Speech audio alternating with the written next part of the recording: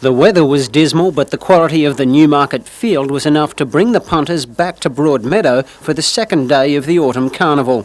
Some say the best sprint field ever assembled at Newcastle. I haven't been long enough to judge that, but certainly we're delighted with the quality. Money changed hands at a furious rate in the ring, and everyone had their own hunch. Well, I've been looking at Magic Gleam, actually. Comrade. Oh, bucket of water, mate. No idea.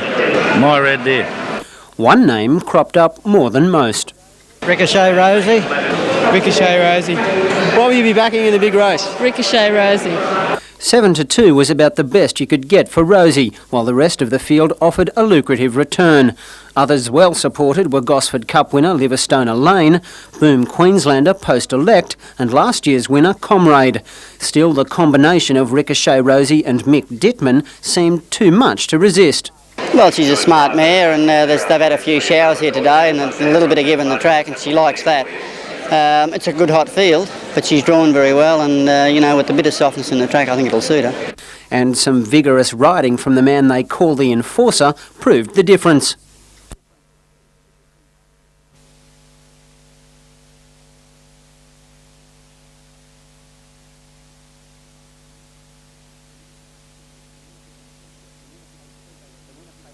The winner paid $3.90 and won $80, Comrade returned $2.80 and local horse Magic Gleam paid $4.50.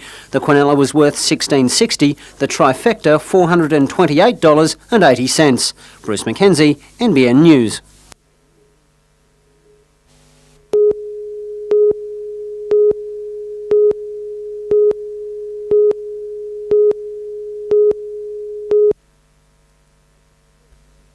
Incitec at Kooragang exceeded pollution limits set by the State Pollution Control Commission 9 times last year.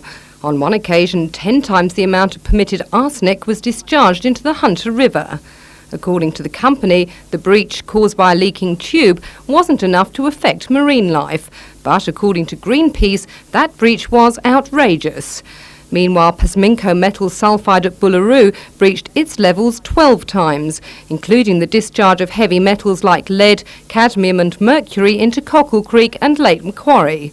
It was only last December that this company prided itself on its pollution controls. Over the last 2 to 3 years, we've spent a large amount of money, some 13 million, on a new stack and baghouse to reduce emissions. We're currently looking at online monitoring in our effluent treatment plant, and we're currently replacing our centre plant stack. These are all part of our ongoing commitment to improving our environmental performance. Today, David Sinclair said despite the breaches, he believes his company's degree of compliance with controls was excellent. But the SPCC says conditions for Pasminco's new licence will include a reduction of pollution levels by between 30 and 50%. And Greenpeace claims pollution of the northern part of Lake Macquarie is so bad that human consumption of shellfish should be banned. Although these 2 licences happen to be up for renewal, they won't be the only ones to bear the brunt of the Get Tough campaign. The SPCC is currently reviewing all licences in a bid to reduce pollution and to enable prosecution if levels are breached.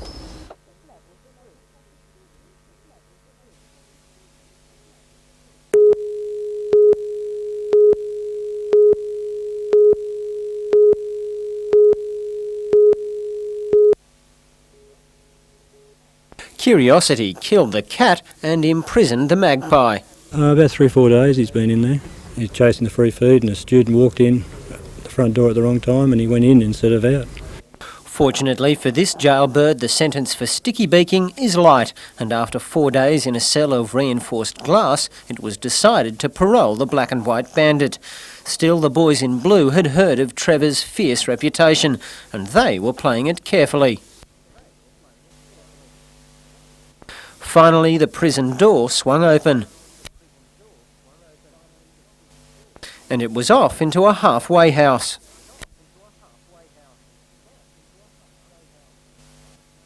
Unfortunately, it's feared Trevor may have enjoyed his time inside and might become a habitual offender.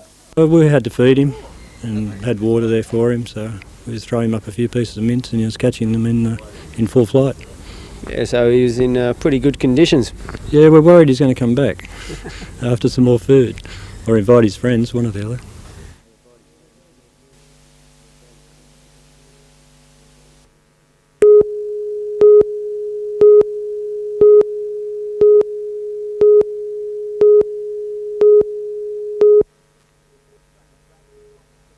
Shane Bradley Thomas appeared in Maitland Local Court this afternoon after being questioned by armed hold-up squad detectives from Victoria and Queensland. They successfully sought to extradite him to a court in Brisbane, where he'll face charges relating to an armed bank robbery at Mount Gravatt on New Year's Day. It's alleged he and an accomplice who was arrested at West Wyalong made off with more than $18,000. Thomas was arrested by police at a Maitland caravan park on Friday and held while detectives travelled from interstate. He was escorted to Queensland late this afternoon. Police from Victoria are also anxious to pursue a second extradition to that state, where it's alleged Thomas was involved in another armed hold-up on the 19th of December, involving a dairy company payroll totalling $35,000.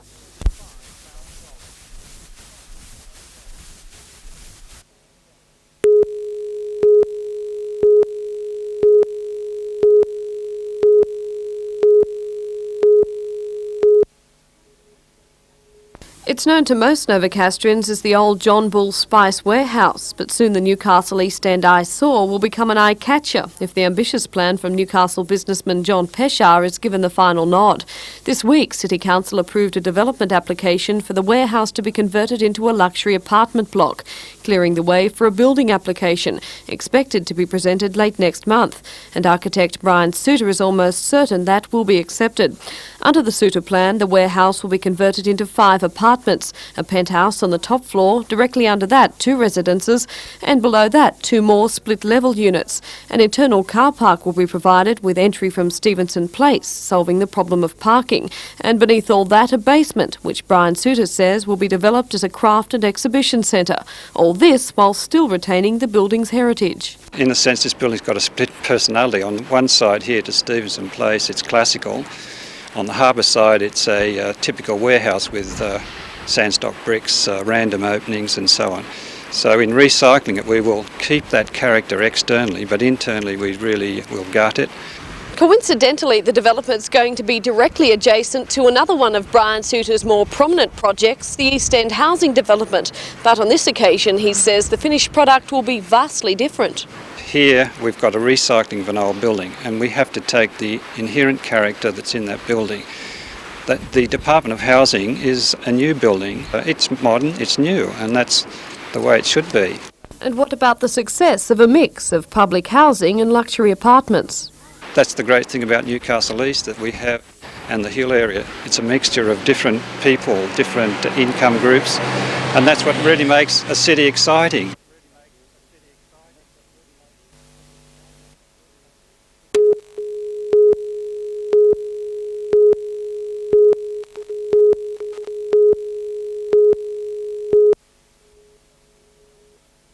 A fleet of ambulances and rescue crews were called to the smash just before midday to find 5 people injured and 1 dead.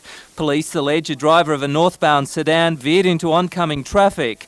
One driver swerved to miss him but was hit side on. A Sydney man in his early 20s who was a passenger in the car was killed in the impact. A motorcyclist also slammed into the wreck, adding to the casualties. Rescuers worked for an hour to free a seriously injured woman. They say their task wasn't significantly delayed when the Port Stephens rescue vehicle broke down en route to the smash. Its equipment was quickly picked up by police.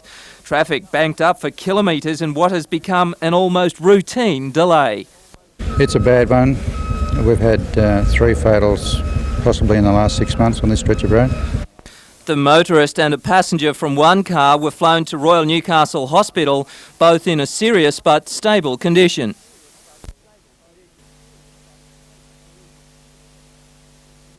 Three other people were taken by road to hospital with minor injuries. After 2 hours, traffic was edged around the crash scene. The road was reopened by 5 o'clock. Peter Ryan, NBN News.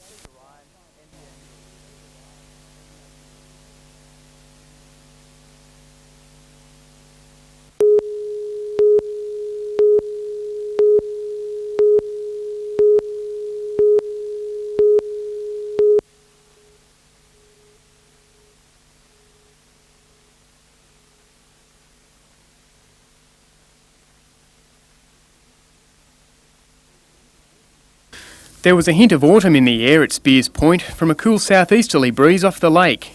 A gathering of elderly had come to celebrate the achievements of the often unsung heroes of the over 60s age group.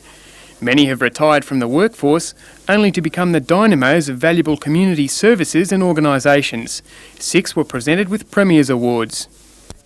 Among the mostly quiet achievers was Edith Sullivan of Bullaroo, choir and concert organiser. A not-so-quiet achiever was Bill Cusick of Arcadia Vale, always lobbying to improve the lot of youth and the handicapped in his area. Lillian Kelly of Wallsend is a helping hand to the Salvos, and Dorothy Harrington of Merriweather instigated a local foster grandparents scheme for developmentally disabled children. Joy Fox is a prime mover behind the Brownies and Girl Guides, while Elizabeth Massey is a tireless welfare worker in Mayfield. The Charlestown Caring Group and the Newcastle Elderly Senior Citizens Organisation also received Premier's Community Awards.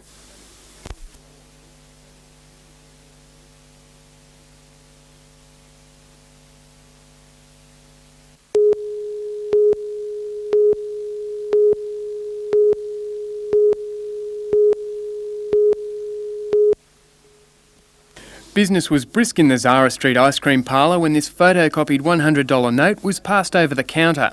At first glance, it almost appeared to be the real thing to Erin Neath, who was serving at the time.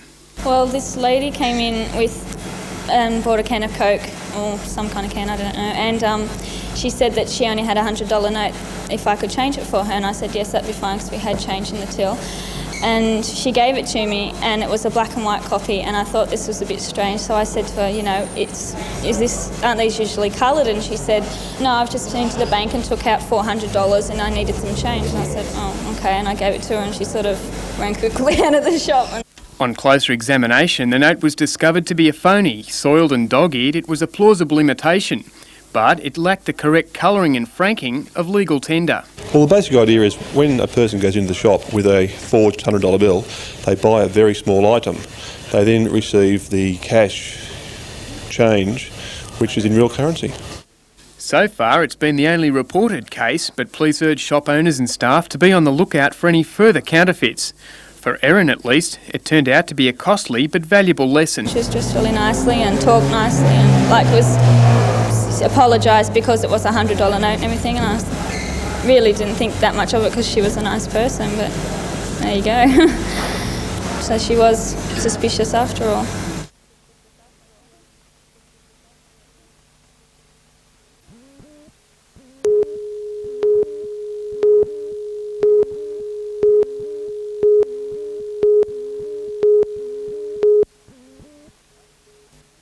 The faces may not be familiar, but the talent is easy to recognise.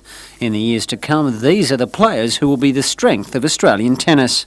It was only 3 years ago, Bruce, that the players like Jason Stoltenberg, Todd Woodbridge, even Richard Fromberg, Australia's highest ranked player at the moment, they were here at District Park playing this very tournament. The tournament is the culmination of the Australian satellite circuit. Those to catch the eye in today's first round included Central Coaster Sean Carrum, who beat Queensland's Mark Draper in straight sets, and South Australian Gavin Fitzner, who overcame a strong start from Wollongong's Michael Brown to win 3-6, 6-4, 6-2. Local boy Will O'Neill was all business on the practice court this morning as he psyched himself up for an all-out effort. You always like to do well in front of, in Newcastle, in front of your home crowd. So, last year I went well. I'd like to just do the same this year if I could. Unfortunately, it wasn't to be. O'Neill ran into Australian Institute of Sport pupil Grant Doyle and went down in straight sets 6-2, 6-3.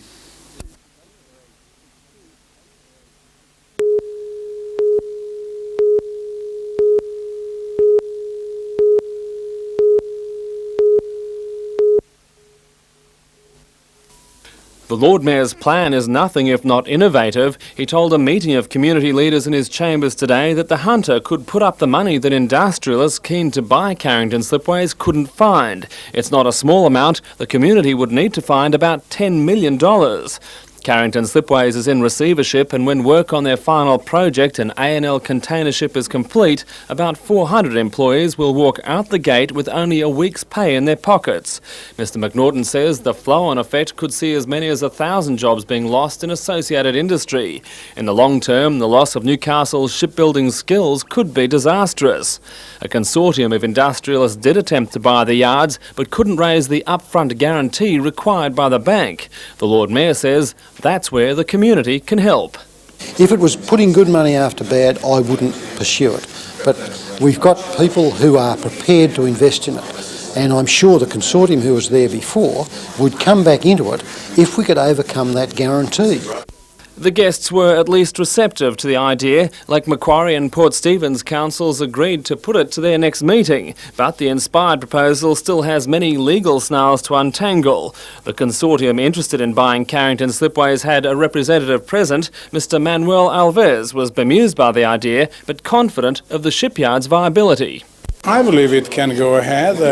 I think it does require a lot of marketing and a lot of effort in that area. But I think it will. It's got potential.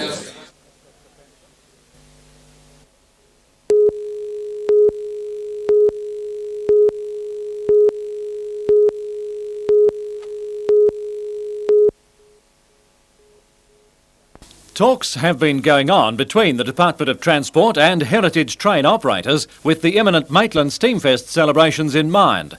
Mr Baird's office says if the ban is to be lifted, it will be done soon in order to allow the organisers to arrange excursions by the 3801 from its Sydney home, along with other vintage steam locomotives. A spokesman said an announcement could be expected as early as next week. The Steamfest committee is also confident of having heritage trains for the festival, but says the celebrations will take place on the April 2021 weekend, whether or not. Steamrollers, stationary engines and road-going steam trucks would be in abundance in the streets as usual.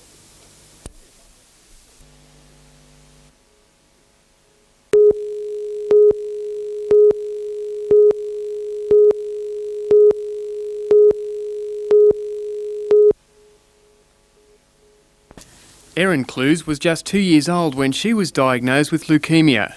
She spent much of her young life undergoing radio and chemotherapy and finally a bone marrow transplant. She died 3 years later. Despite their loss, her parents wanted to help others whose children are receiving treatment for cancer and leukaemia. What could have been just a quick whip around with a bucket has now become a major fundraising drive.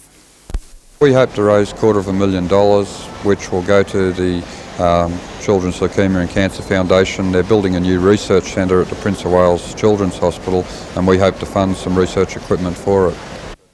The group launched its appeal at the Newcastle show and in area shopping centres. The sale of badges and T-shirts goes a long way toward their target. They've also adopted a caring kangaroo mascot, and cyclists are getting in some valuable training before they set off on a 15-day ride around the state. They'll be taking part in ride-a-thons at towns along the way. There are about 30 young cancer sufferers in the Hunter, a number that is unfortunately growing. Hopefully it will give them a better chance of survival. At the moment there's somewhere around about a 39% chance of survival once you're diagnosed as having cancer and leukaemia, and we hope that any research they do will increase that percentage.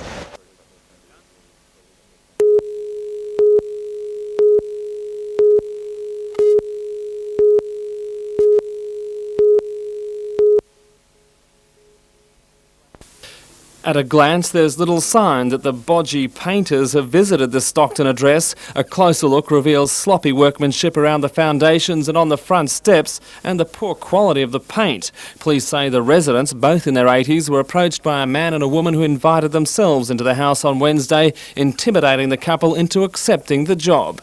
They painted 4 steps leading to the front door of the place, or the side entry of the cottage. Allegedly cleaned up either side of the gardens and that on both sides of the house, which was left in a disgusting mess anyhow, and charged the elderly couple the sum of $300. The elderly victims, who didn't wish to be named, were an easy target. Once inside the house, the unwelcome guests stayed put until the residents wavered. She said, I got to get a job, and I like to work. And to finish our weekend and said to her, right out.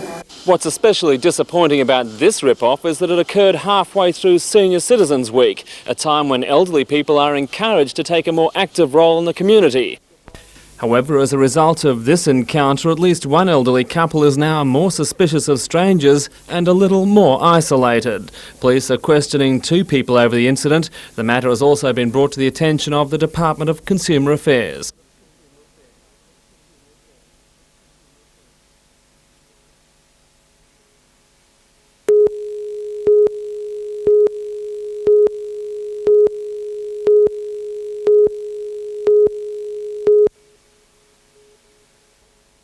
The sign says it all. Engineers estimate it will cost more than $30 million to completely repair the Cessnock to Maitland Road. Instead, the council has been given just $700,000 to spend over the next 3 years.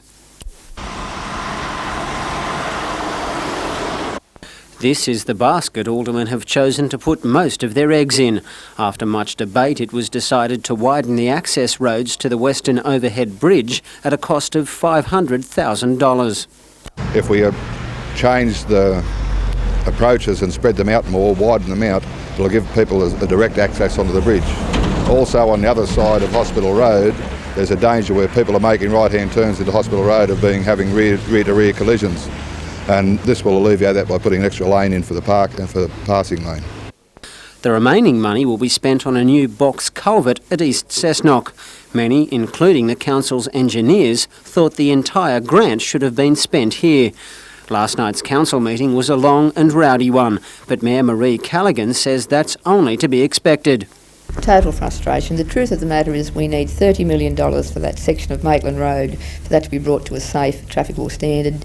We've been promised a total of $700,000 to be given to us over a 3-year period, and aldermen are aware there are so many very, very dangerous spots along that section of road that it's a matter of which dangerous spot gets done first.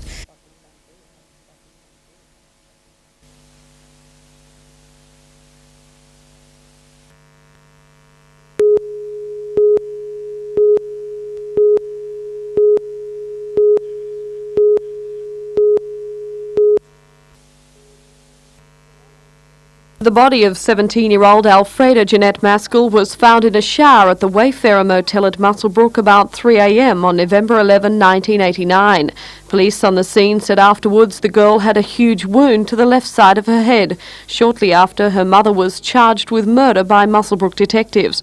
In the witness box at Newcastle Supreme Court yesterday, Mrs. Maskell said she did not intend to harm her daughter, that she had merely been trying to help her. In earlier evidence, the court heard Mrs. Maskell had said she was investigating soreness around Alfreda's eye that may have been caused by a thorn. She had begun the operation with a needle, then proceeded to follow that up with the nail scissors and pliers. She said despite the pain, Alfreda had asked her to continue.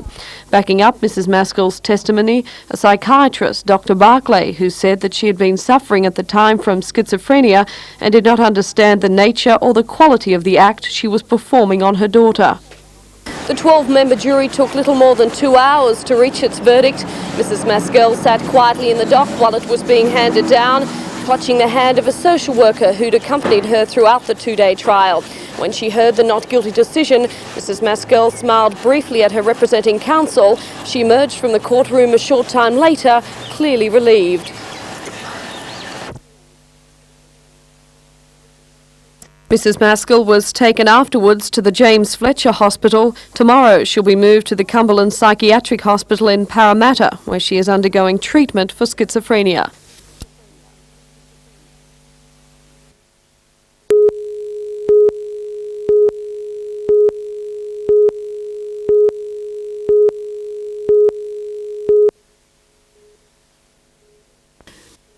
These are the first pictures showing the civil unrest in the southern Iraqi city of Basra, where rebels and loyalist troops have been locked in battle for more than a week. Meanwhile, Iraqi opposition leaders who live outside Iraq have ended 3 days of meetings in Beirut. They claim they'll try to form some sort of government in exile to overthrow Saddam Hussein. And in Canada, President Bush has used his strongest language yet in warning against Iraq using military muscle to quell the dissent. I must confess to some concern about the use of Iraqi helicopters in violation of what our understanding was, including the fact that these helicopters should not be used for combat purposes inside Iraq.